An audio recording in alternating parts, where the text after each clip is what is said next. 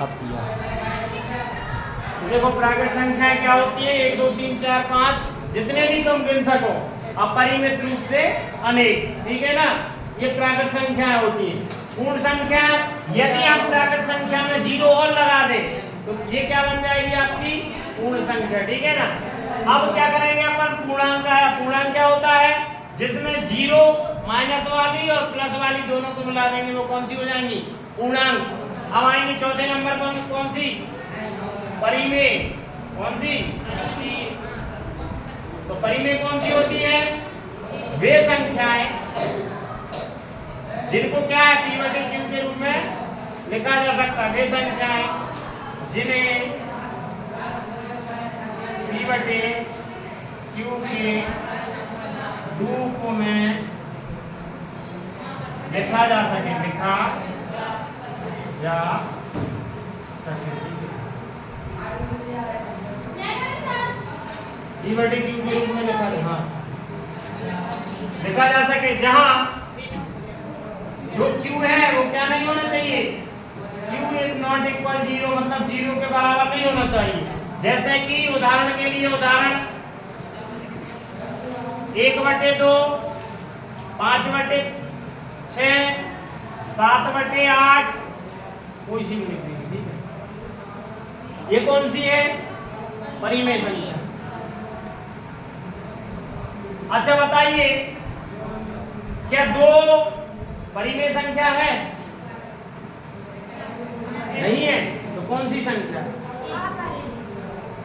है, परिमेय है क्या, 2 है ना, 2/1 लगा देंगे, परिमेय बन गई कि नहीं, बताओ। अच्छा माइनस की 3 परिमेय है क्या, नहीं है, क्योंकि बटे 1 लगा देंगे तो -3 तो जे भी तो p/q के रूप की हो गई। बताओ 0 परिमेय संख्या है, क्यों, क्योंकि बटे 1 लगा देंगे तो 0/1। लेकिन अगर आप कहो 1/0 तो ये गलत होगा, वही तो बोल रहा है कि q का मान जो q आएगा वहां 0 नहीं होना चाहिए, ठीक है, 2/0 नहीं होगा, ये परिमेय नहीं होगा, ये इसका फिर अस्तित्व खत्म हो जाएगा, अपरिभाषित हो जाएगा, परिभाषित नहीं होगा, तो ये नहीं लिखना, ठीक है, समझ गए। अब आएंगी आपकी अपरिमेय संख्याएं, क्या,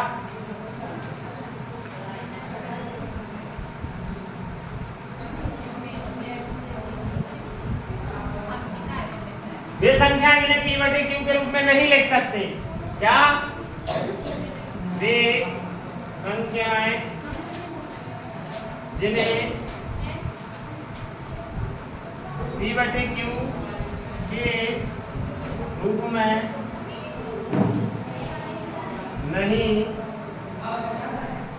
लिखा जा सकता, ठीक है,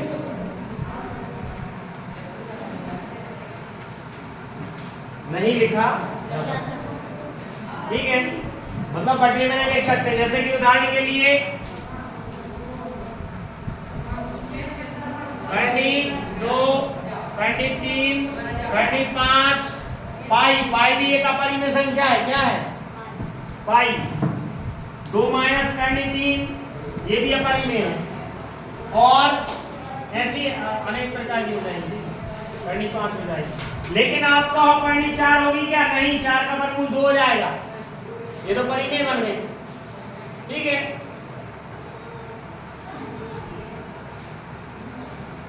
समझ गए ना।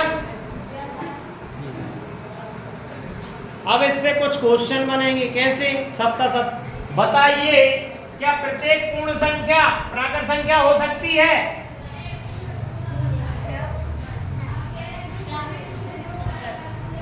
तो इसमें एक बात ध्यान रखना है, जितनी भी ऊपर लिखी है ये सब नीचे वाली तो बन सकती है, लेकिन नीचे वाली ऊपर वाली नहीं बन सकती।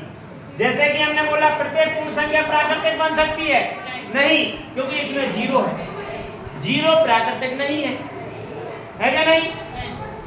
अब आएगा एक क्वेश्चन, प्रत्येक पूर्णांक क्या पूर्ण संख्या हो सकती है, नहीं, पूर्ण संख्या 0 से शुरू होती है, ये वाली तो माइनस है, तो ये भी असत्य होगा। क्या प्रत्येक प्राकृत संख्या पूर्णांक हो सकती है, हो सकती है। प्रत्येक प्राकृतिक पूर्णांक में भी तो है।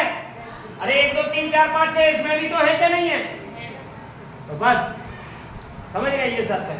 प्रत्येक पूर्ण संख्या परिमेय संख्या हो सकती है, हो सकती है। क्या हो सकती है?